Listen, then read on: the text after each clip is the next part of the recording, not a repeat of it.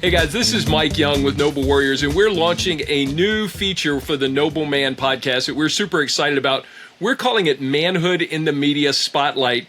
And I just am amazed frequently at the way manhood shows up in various articles and books and news stories and so forth. And so I kind of collect those. I kind of seize on where do I see manhood in the media. And so this new type of podcast is going to be a brief comment for you about a couple of articles from time to time. And so we just think it'll be some things that you might be interested in. So Manhood in the Media Spotlight. Let's get going. First article comes from the Desiring God website, and it's written by Scott Hubbard. He's an editor at desiringgod.org. Here's the title: Good Leaders Fail Well, How Mistakes Become a Staircase. And I have to tell you, I appreciate so much the idea that leaders are going to fail. And here's one of the truths about me. I lead in a lot of different ways. I not only lead at Noble Warriors and lead in my local church, but one of the places I lead is in my very own home. And it's interesting, I was just talking, before we started this, I was talking to my producer, Greg, about how we have each, in the last couple of weeks, had some struggles and failures with our daughters and how to relate to them. Now, his daughter's 10, my daughter's 18, and we're trying to lead them. We're trying to love them well. We're trying to care for them. We're trying to protect them. We're trying to give them wings to fly and help them study to be prepared in school and do all of these things. But here's the challenge. When we're leading in that context, man, our daughters don't always feel the love or feel the care or feel the protection. And so what they do is respond in a way that makes us feel like we're failing as dads. And I bet you can relate to that because, guys, we fail in a lot of places.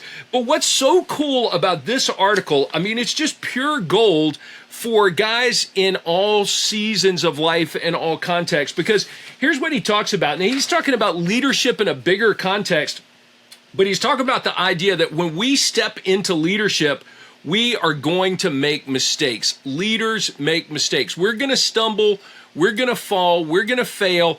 And when you lead, you got two things going on here. Leadership. This is from the article. Leadership provides a public platform for the kinds of mistakes you are already making. So I already make mistakes in misunderstanding people and all kinds of things. But when I'm responsible for leading others and engaging in visible leadership, man, my mistakes become more visible. And when I'm leading and giving guidance, casting vision, setting agendas, setting strategic plans, man, the exposure for more mistakes and more failures increases. So the larger the platform that the Lord gives me to lead, the more likely I am to have scenarios where I could make mistakes. And so it's going to happen. The big question is, what are you going to do with your mistakes?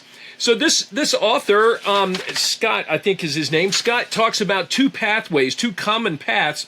And the first is to protect ourselves so that we kind of shelter ourselves and we hide from this idea that we could ever make a mistake. I'm the perfect leader. Well, don't fool anybody, even yourself. You are not the perfect leader. You're going to make those mistakes. The second way is that we could run away and we could distance ourselves and try to point the finger at someone else. Sound familiar? Did you remember Adam did this in the garden? Adam kind of said, well, it's that woman you gave me. It's her fault. And so we look for another way to keep ourselves from being on the hot seat. But there's a third way that he talks about that I think is really the way of the mature leader, and that is to see every failure as an opportunity to grow. And listen, so as a leader, you're going to want people to give you grace when you fail and stumble so that you can grow. But I tell you, here's the other thing. As a follower or an observer, we have to learn to give grace to others as they stumble so that they can learn from the mistakes. The real meat of this article is this, that every failure is a stair. And if you can visualize this, that as you lead, you are making steps toward maturity. First of all, you should be growing in Christ-likeness. Now, we're not going to be perfect in our leadership. Christ, of course, was. We're not going to be perfect there. And so we're going to have to continue to allow God to show us how he wants to shape us to become more like Christ. And sometimes that's going to happen in the context of failure.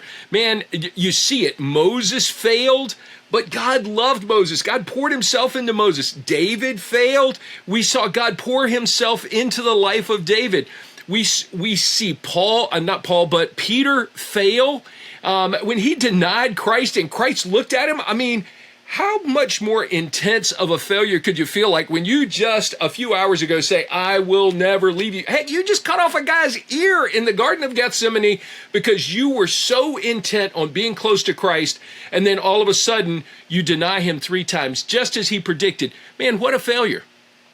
But you know what? Christ did not leave Peter there. Nor does God want us to leave us in our failures. So here's what Scott, the author of this article, and we're going to link to this in our notes. Scott said you have to own your mistakes. You just have to say, hey, it was my responsibility. I didn't see everything there. Maybe I had some blind spots. Let me take a little tangent here. I just had a great conversation with a seasoned saint yesterday about how we live with blind spots in our lives. And sometimes as leaders, you don't even know what you don't know. So you got to have some people around you to help you avoid those blind spots. But I chased a rabbit for a little bit. Let me come back. The deal is, guys, you have to own your mistakes. You have to recognize this was my responsibility. I fumbled it and I have to deal with it. So, when Peter failed, he went out and wept bitterly. And so he recognized that I did exactly what I said I wasn't going to do. How many of you have ever done that? You realize, hey, I said I wasn't going to do that, and I did exactly that wrong thing. I violated my own principle. And so you have to own your mistakes and give yourself, quite honestly, some grace to move through that. So second thing, own your failure, own your mistakes. Second thing is learn from it. It is unwise for us to pretend like it didn't happen, to go back and do the same thing again, to put ourselves in the same context that we were before and expect to get different results. That's the definition of insanity. We know that. And so you have to learn from your mistakes. As a matter of fact, here's a quote from this article. Failure today made Peter an apostle tomorrow. Isn't that amazing? I love the study of Peter. As a matter of fact, I'll recommend a book to you by Jeff Orge. He's the president of Gateway Seminary. The title of the book is Seasons of a Leader's Life. And he looks at Peter from Jesus calling Peter to the time when Peter is an apostle and Jesus is off the scene. And what amazes me is that Jesus invested in the leadership development of Peter. And so I am thankful that Peter learned from his mistakes. He matured in that. As a matter of fact, the same guy that cut off Malchus's ear in the garden is the guy who wrote 1st and 2nd Peter and reminded us to shepherd the flock that's under our care. And I love our wives in a God-honoring way. And then the third thing is this: keep leading. Because it's not uncommon for a guy to say, I've screwed up so badly that there's no way for me to recover. I just have to stop leading. I have to stop doing what I'm doing for the kingdom, in my family, for the church. And listen, there are catastrophic failures. There's no question about that. But here's the deal. I think that what Scott is getting at here in this article is that as you grow in leadership capacity and as you learn and mature, you're going to have to take those tiny mistakes and learn lessons from each one. And you're going to have to become a student of your own leadership. You're going to have to recognize that what I do matters. And when I make a mistake or I stumble, God can use that to teach me about myself. You know what? God restored Moses as best he could. You look at the end of the Moses' life, and Moses didn't get to go into the promised land, but God loved him. Do you realize it says that God buried Moses with his own hands? That blows my mind. And God loved David. God kept his covenant promises with David. God cared for Peter, and Jesus restored him at the shore after his resurrection. And so God wants to restore you and me from our leadership failures. And you know what? I'll circle back to this whole business of failing as a dad. I can't tell you how many times I have recognized that I said the wrong thing, I did the wrong thing, I used the wrong tone of voice, I reacted too quickly, the context was wrong, and I have to step back as a father and ask myself, hey, what could I have done so that this conversation ends with an invitation to have the next conversation? Guys, you never want to get so hardened that you don't allow yourself to learn from your mistakes so that you can be a better leader next time. And that may mean being a better captain on the soccer team, being a better teacher in the classroom, being a better business owner. It may be being a better pastor, a better small group leader. There are so many places where we can learn and benefit from the mistakes that we make. And I'll say one final thing here.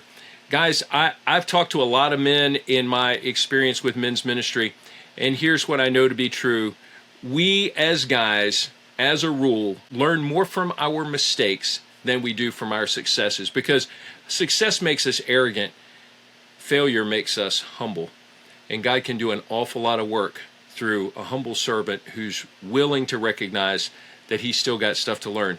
So guys, see every mistake, every failure as an opportunity to grow and to climb one more step on the staircase of maturing in Christ as a leader and a godly man. Well, guys, that's it for today's Manhood in the Media Spotlight. We'll look forward to bringing more of these to you. God bless you.